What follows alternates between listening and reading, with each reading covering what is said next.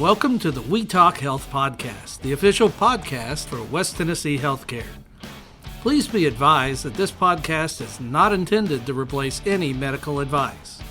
Always follow your medical professional's advice and direction. Nothing said in this podcast is intended to supersede or supplement the direction of your medical caretakers.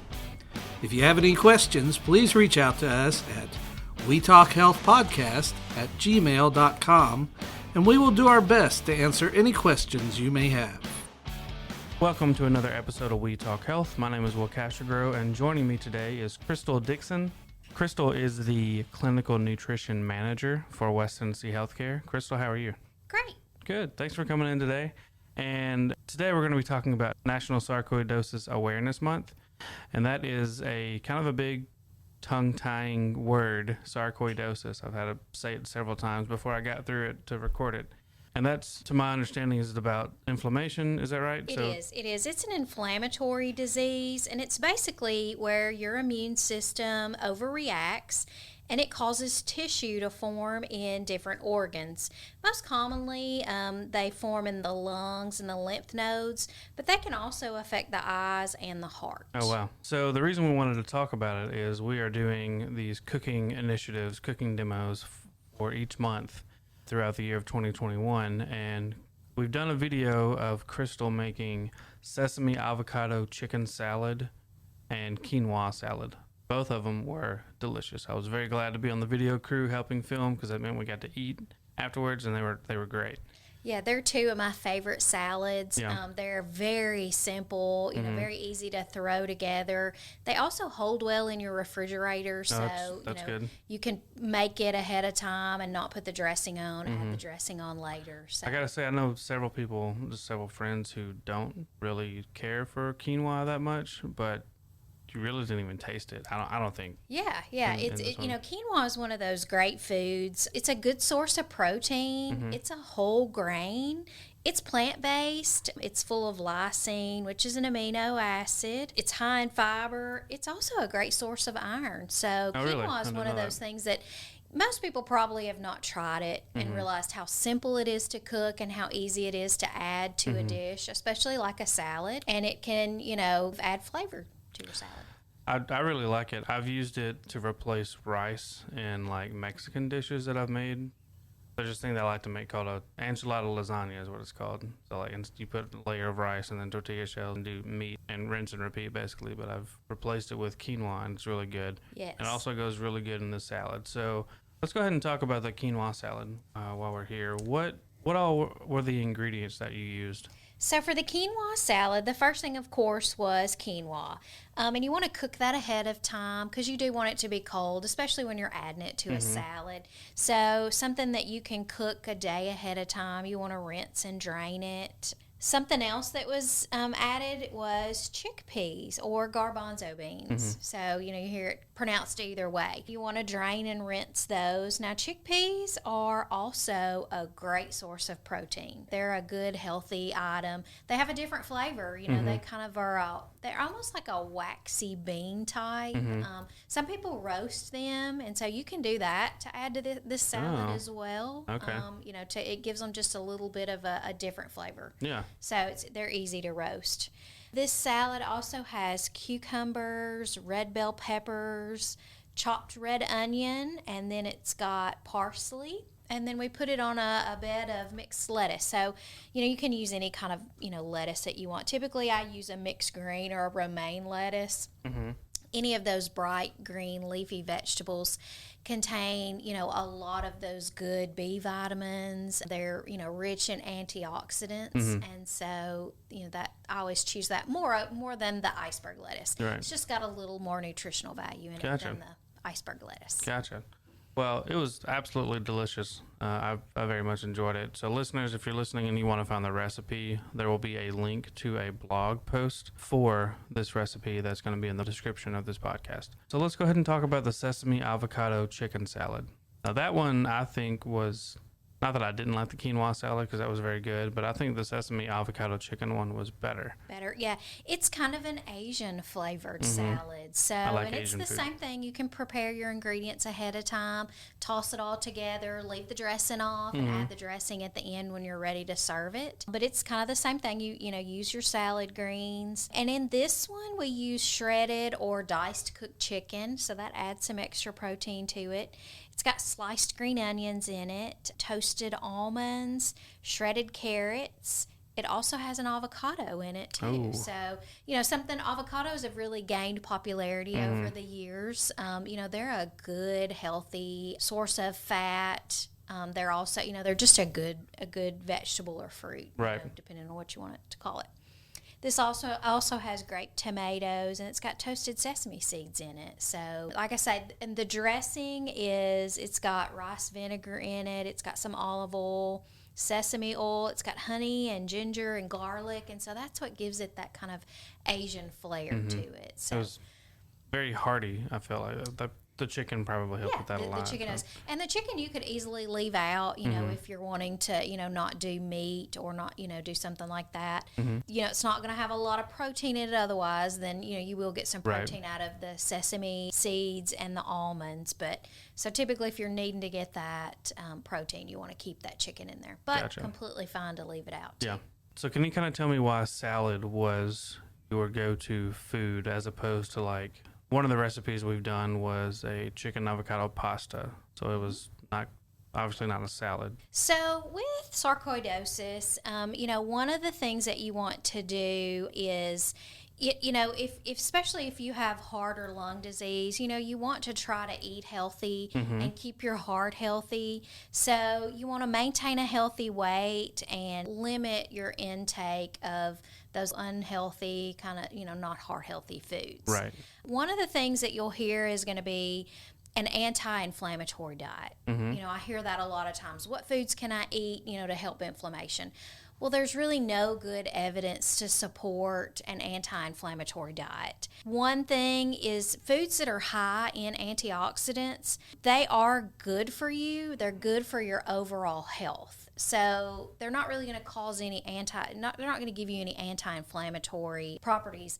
There's really no foods that there's good evidence to show that it causes inflammation. Okay. So, but there is good evidence to show that plant-forward eating, which is going to be high in antioxidants, does reduce risk of chronic diseases. Gotcha. So that's why we want to talk about kind of plant-forward eating. Right. So what is plant-forward eating?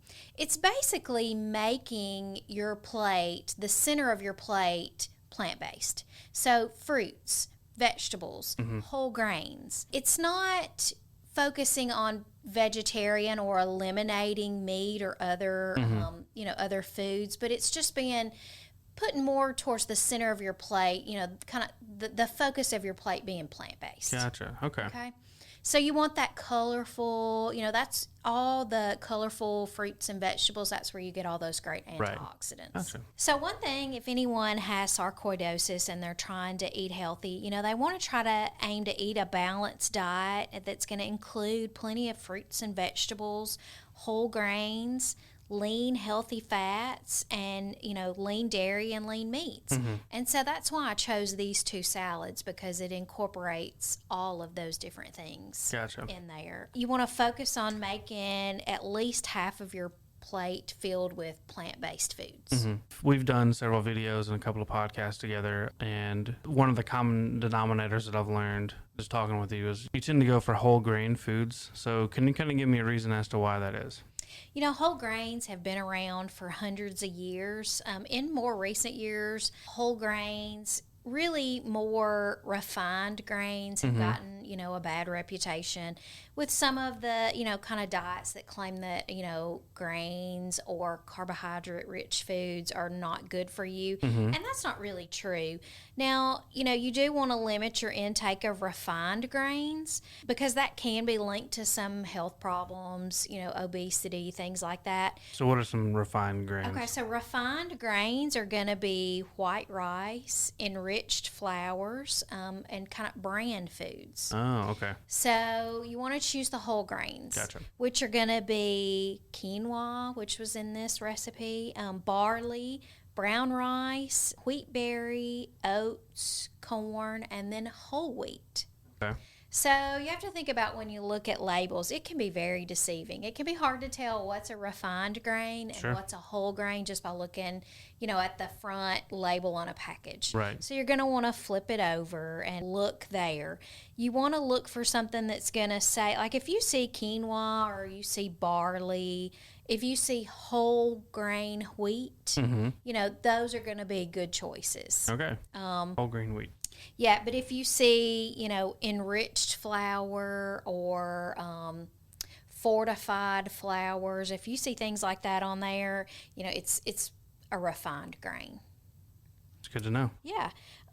You want to, whole grains, they just deliver a variety of important nutrients, lots of vitamins and minerals and protein and fiber. And those are things you need in your diet every single day. So grains, whole grains aren't the enemy. Too much refined grains are. Gotcha. So that's good to know for sure. And it's pretty easy to incorporate whole grains in your diet. So, one of the things you want to do, the simplest thing is to find an alternative, like a whole grain alternative in place of a refined grain. So let's say simple spaghetti. So if you eat white pasta with your spaghetti, it's very simple to switch to whole wheat pasta. Right. And that's an easy way to get a whole grain. It's literally like one section to the left or right in the store. And there is a little bit of a taste difference, but something that if you put enough sauce on it and it's okay. You can make it work. It tastes, really you should try it. Years ago they didn't taste near as good as they do now. Right. They've upped their taste value. Right. And the cost of those they're pretty similar. They are. If not exact. Exact, so, yes. So that's a good thing too. Eating air popped popcorn. People think like popcorn is a grain. Popcorn is a whole grain. I didn't realize that. It is, and that's something very simple, to have as a snack. Now don't go get the, loaded with butter and salt Right. microwave type. You can microwave air pop popcorn as well. Right. It's very simple to do. Just buy the kernels and put them in a glass bowl and put a glass plate on it and put it in the microwave. You can air pop popcorn without adding a thing to it. I didn't know that. I've never done that before. Super simple. Simple. I learned something. And it's cost effective too, because you get a lot more than a box. You Right. get a lot more than you would out of Right. a box of microwave popcorn. Orville Redenbacher, if you're listening, please sponsor our podcast. There you go. Also, something you can do is, adding barley to vegetable soup. So, Okay. Here in the South, when we do vegetable soup, we typically like to put pasta in it. You'll put elbow noodles or some kind of noodle in Bow it. ties or something. Yeah. So put barley in it instead. It'll kind of give you that same, it's a filler, but it gives you that same kind of thing. Another thing that's easy to do is swapping brown rice for white rice. So instead of doing white rice, just put brown rice in there. Sometimes I'll hear people ask, what about long grain rice? Can I eat long grain rice, and is that considered good? The only difference between, long grain white rice and regular white rice is the length of the grain. Gotcha. So it's not any better. Okay. So brown rice, that's Brown rice. what you want to choose is right. brown rice. And then, eat oatmeal. So the thing with oatmeal is you can get different kinds. They press the oat grain to make it cook quicker. So the puffier it is, Okay. the longer it takes to cook. So Right. the instant oats or the quick cook, they're still a whole grain. They're still good for you. They just cook quicker. Gotcha. So, yeah. I think the thing when it comes to oatmeal is like, I've never been a major fan of it, but I would see my mom growing up. She would make it, or my mom and dad would make it, and they would do like some sugar on top or brown sugar or maybe even like a little milk or maple syrup just to kind of give it some sweetness. It's easy to overdo that. It is. With the sugar. It is. And I usually always say add fruit because fruit can add sweetness that you're sugars. looking for. Yeah. Yeah. And then there you go, full of antioxidants as well. So So get healthy, everyone. That's what we're saying today. that's right. These recipes were delicious. I very much enjoyed getting to help film and then getting to eat it afterwards. That was great. It was a good lunch. Like I said, listeners, if you want the recipes to both of these salads, they're going to be in the description of the podcast, and you can also check them out on our blog part of the website, which is also linked below. Well, Chrystal, thanks so much for coming in today, and this has been another episode of We Talk Health.